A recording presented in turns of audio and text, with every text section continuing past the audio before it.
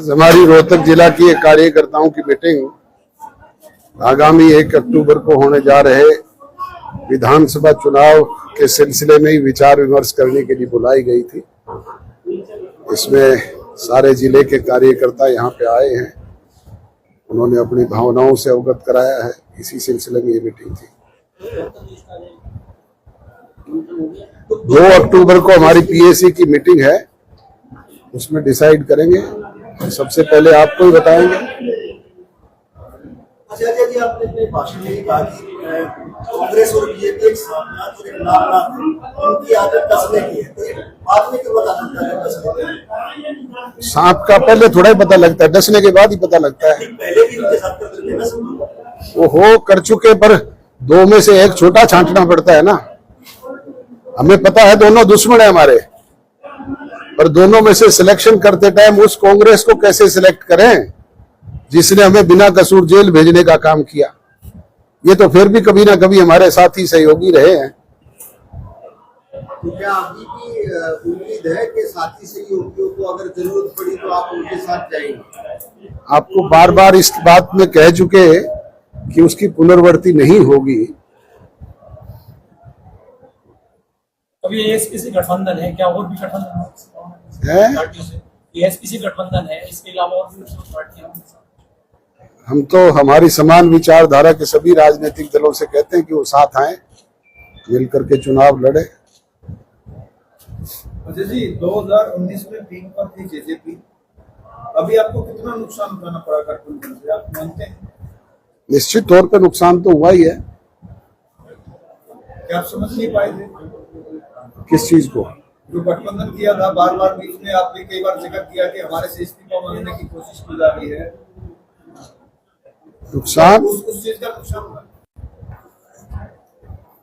Bharatiya Janata party की जो किसान विरोधी नीति थी, उसका खामियाजा हमें भी भुगतना पड़ा।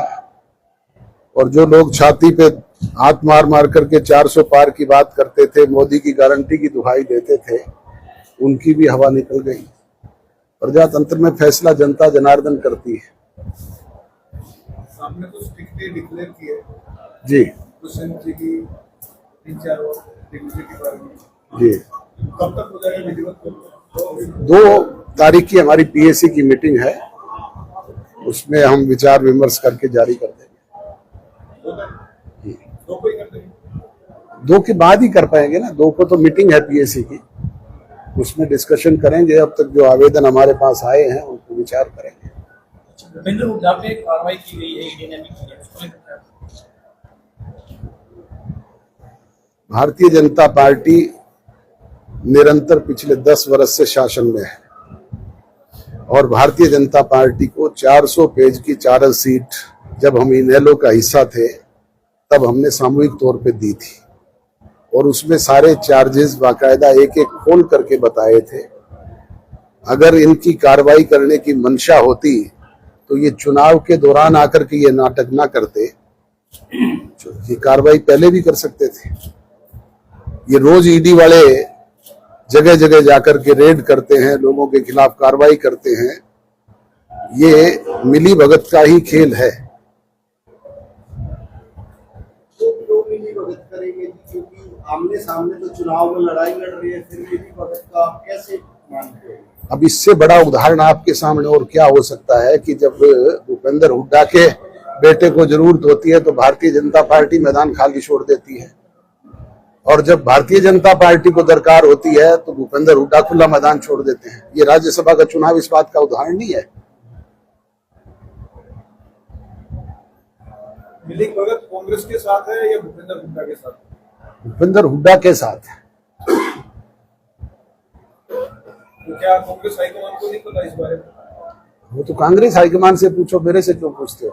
हम कह रहे हैं ना भी जब सबको जग जा ही रही है चीजें। हाँ, तो ये कांग्रेस हाईकमान के लोगों से पूछो ना, दीपक बावरिया से पूछो, वेणुगोपाल से पूछो, राहुल गांधी से पूछो, प्रियंका से पूछो। तो परिणाम क्या रहे, क्या उम्मीद है? लोकसभा के बाद किया कि लोकसभा में अलग परिणाम रहेगा, क्या उम्मीद है? हरियाणा प्रदेश की असेंबली के चुनाव स्थानीय इश्यूज को लेकर के लड़े जाएंगे। अब स्थानीय मुद्दे हैं, प्रादेशिक मुद्दे हैं। अब चुनाव परिणाम आपको दूसरे देखने को मिलेंगे। लेकिन उनका मुद्दा तो ये कहते हैं कि छोटी पार्टियों का कोई वर्चस्व नहीं, दो ही पार्टियों के बीच में मुकाबला। मैंने कहा ना, ये फैसला प्रजातंत्र में जनता करती है। हर जीतने वाला दावा करता है। थोड़े दिन पहले मोदी जी भी करते थे 400 पार। आज भूपेंद्र हुड्डा भी 70 सीट लेकर के रोज सोते हैं और अब तक तसल्ली नहीं खुद की टिकट की भी। वो भी दिल्ली से मांग करके लानी होगी। हमारी तरह हमारे सिग्नेचर से थोड़ी मिलेगी। बीजेपी ने सीएम बदला है, उसका असर पड़ेगा? चन्नी का क्या असर पड़ा था पंजाब में? आपसे पूछा हूं। ये उसी तरीके से जिस तरह केजरीवाल ने लिख के दिया था, मेरे से लिखवा के ले लो। सीएम बदलने का वही असर होगा। आईएनडी का क्या भविष्य देखते हैं? भविष्य तय करने का काम, मैं कोई भविष्य वक्ता नहीं हूं, ज्योतिषी नहीं हूं। प्रजातंत्र में जनता करती है। ना किसी के गढ़ हैं, ना किसी का साम्राज्य है। फैसला जनता ने करना है। हमारा काम हम कर रहे हैं। हम लोगों के बीच में जा रहे हैं, लोगों को वोट मांग रहे हैं, लोगों को अपनी नीतियों से अवगत करा रहे हैं। जो हमने किए कार्य हैं उनको बता रहे हैं। फैसला प्रदेश की जनता ने लेना है। लेकिन परिवारों में मतभेद हो जाते हैं। आपको भी पता है कि दोनों पार्टियां अलग होने से उस लोकदल को बहुत नुकसान हुआ है जो चौधरी देगा। तो परिवार कभी ऐसी स्थिति हुई? मुझे आप महाभारत से लेकर के अब तक का इतिहास उठा करके बता दें कि किस परिवार में बाइफिकेशन नहीं हुआ, या आपके में नहीं हुआ है। आपके बाप दादा अलग नहीं हुए कभी। ये कोई नई बात नहीं है, हर परिवार में होता है। राजनीतिक विरोधता, मतभेद अलग चीज है, पारिवारिक रिश्ते अलग चीज है। कितने उम्मीदवारों की जीत का दावा करते हैं? ये फैसला लोगों ने करना है। हर राजनीतिक चुनाव लड़ता है। जो इंडिपेंडेंट लड़ता है वो भी जीतने का दावा करके लड़ता है।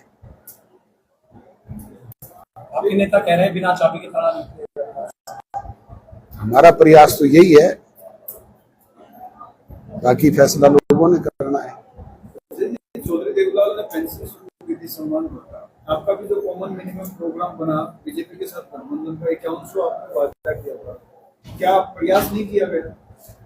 हमने निरंतर प्रयास किया और 250 रुपए पर ईयर बढ़वाने का काम भी किया।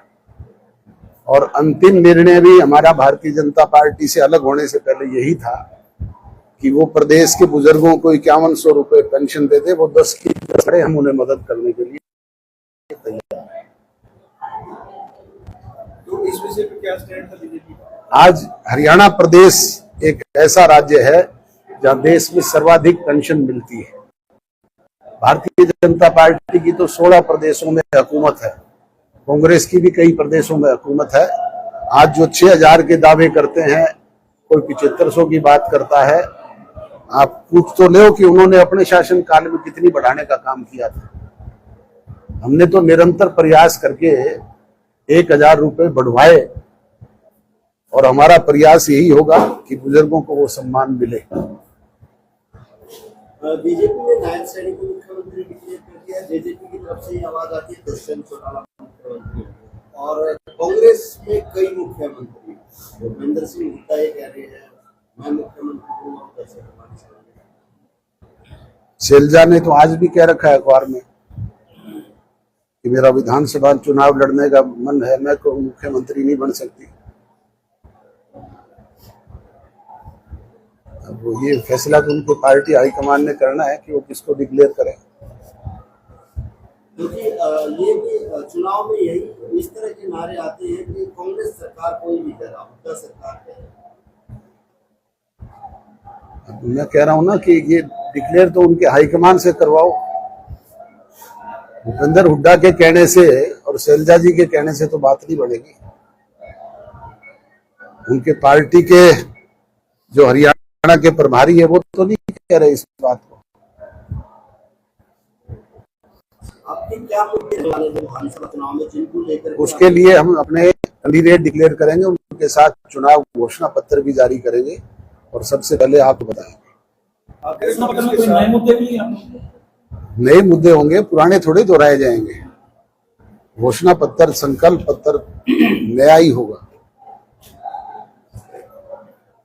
अजय जी, आप कह रहे हैं कि कांग्रेस के साथ आप कभी नहीं जा सकते, लेकिन पिछले लोकसभा चुनाव में इंडियन नेशनल लोकदल ने तो प्रयास किया था इंडिया गठबंधन में जाने का, क्योंकि आरोप आपका ये कि कांग्रेस ने साजिश रच के आपको सुप्रीमो साथ फोन कर दिया। वो तो उनका फैसला था, उन्होंने सोच के लिया, और फिर क्या इंडिया गठबंधन ने उन्होंने शामिल किया।